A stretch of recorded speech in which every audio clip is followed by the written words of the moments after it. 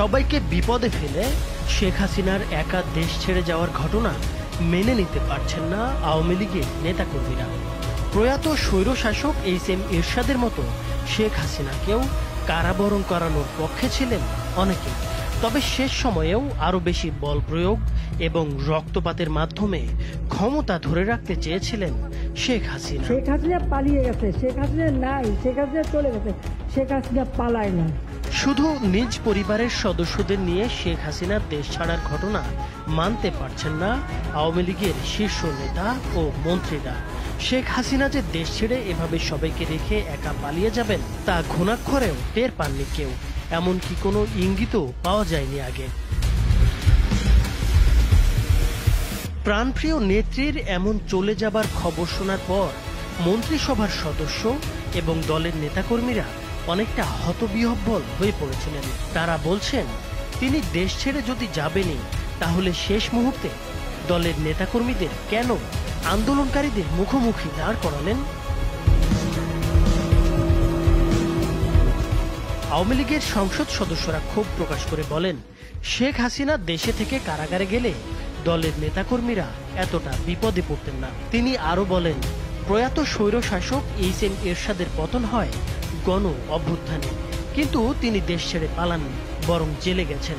শেখ হাসিনা দেশের প্রধান একটি রাজনৈতিক দলের নেতা হয়ে কিভাবে নেতাকর্মীদের রেখে বিদেশে চলে গেলেন এটা মাথায় আসছে না। মুক্তিযুদ্ধের নেতৃত্বে দেওয়া দল আওয়ামী লীগের এমন বিপর্যয় হবে তা মেনে নেওয়া যায় না।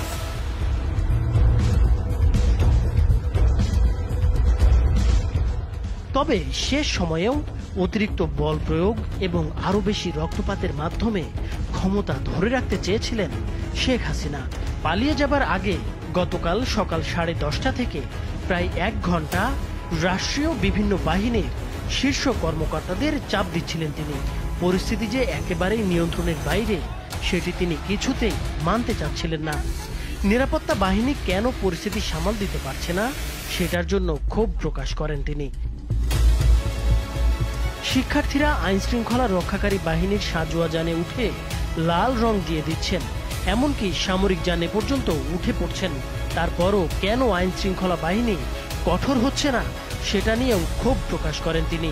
এছাড়া বিশ্বাস করে এই কর্মকর্তাদের শীর্ষ পদে বসিয়েছেন সেটাও তিনি উল্লেখ করেন। এক পর্যায়ে শেখ হাসিনা পুলিশের আইজিপিকে দেখিয়ে বলেন, তারা তো ভালো করছে। তখন আইজিপি জানান, পরিস্থিতি যে পর্যায়ে গেছে তাতে পুলিশের পক্ষেও আর বেশি সময় এরকম কঠোর অবস্থান ধরে রাখা সম্ভব হবে না। ওই সময় শীর্ষ কর্মকর্তাদের পক্ষ থেকে বোঝানোর চেষ্টা করা হয়, বল প্রয়োগ করে এই পরিস্থিতি সামাল দেওয়া যাবে না, কিন্তু শেখ হাসিনা সেটা মানতে চাচ্ছিলেন না। তখন কর্মকর্তারা শেখ রেহেনার সঙ্গে আরেক কক্ষে আলোচনা করেন।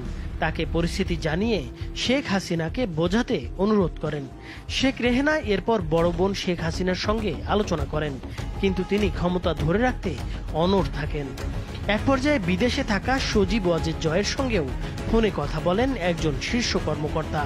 এরপর জয় তার মায়ের সঙ্গে কথা বলেন। তারপর শেখ হাসিনা পদত্যাগে রাজি হন। তিনি তখন একটা ভাষণ রেকর্ড করতে চান জাতির উদ্দেশ্যে প্রচারের জন্য। ততক্ষণে গোয়েন্দা তথ্য আসে যে বিপুল সংখ্যক ছাত্র জনতা শাহবাগ ও উত্তরা থেকে গণভবন অভিমুখে রওনা হয়েছে। দূরত্ব বিবেচনায় মাত্র 45 মিনিটের মধ্যেই শাহবাগ থেকে গণভবনে আন্দোলনকারীরা চলে আসতে পারে বলে অনুমান করা হয়। ভাষণ রেকর্ড করতে দিলে গণভবন থেকে বের হওয়ার সময় নাও পাওয়া যেতে পারে। এই বিবেচনায় শেখ হাসিনাকে ভাষণ রেকর্ডের সময় না দিয়ে 45 মিনিট সময় বেঁধে দেওয়া হয়। এরপর ছোট বোন রেহেনাকে নিয়ে তেজগাঁওয়ের পুরনো বিমানবন্দর হেলিপ্যাডে আসেন শেখ হাসিনা। সেখানে তাদের কয়েকটি লাগেজ ওঠানো হয়। তারপর তারা বঙ্গভবনে যান। সেখানে পদত্যাগের আনুষ্ঠানিকতা শেষ করে বেলা 2:30টার দিকে সামরিক হেলিকপ্টারে করে ছোট বোন সহ ভারতের উদ্দেশ্যে উড্ডয়ন করেন শেখ হাসিনা। এর মাধ্যমে 1.5 দশকের স্বৈরশাসনের পতন ঘটিয়ে নতুন ইতিহাস গড়ল বাংলাদেশের তরুণ সমাজ। নাইমুর হোসেন, মাছরাঙা টেলিভিশন।